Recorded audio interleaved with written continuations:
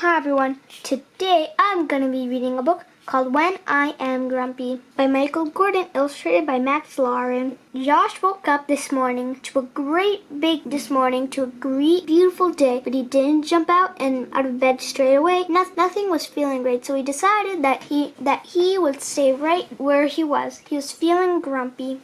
When Josh finally rose with arms folded across his chest, Mom could instantly see that he wasn't feeling his best. "Are you grumpy?" she asked gently. John briskly said, "No!" He squinted his eyes and turned his mouth way down low. "I think you are feeling grumpy, Josh," Emma declared. Josh shook his head in denial and gave her a stare.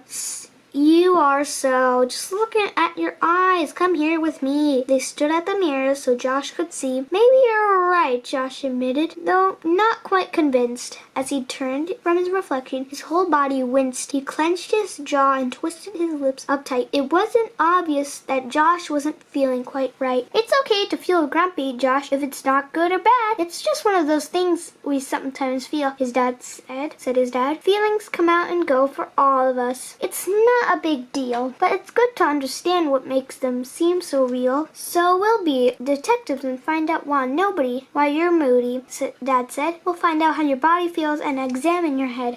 Josh, you are going to be our very best clue. Let's work together to solve this. Mom and Emma can help too." "Listen to your body," Mom said. "What is it doing right now?" Josh gave Mom a puzzled look and said, I don't know how." "Well, how are your heartbeat and breathing?" Josh said they were fast. "That's helpful, Josh," Mom continued. "Don't worry, this won't last." "What about your belly?" Emma asked. "Does it feel soft or tight?" "Tight," Josh answered. "I don't like the feeling. It doesn't feel right." "Don't worry," Emma said. "Sometimes I don't feel like it should, but it always passes, and when it does, I feel good." How is your energy level, Dad asked. But he knew the answer came back as a small yawn that quickly grew. Josh was tired. That's why he wasn't feeling the best.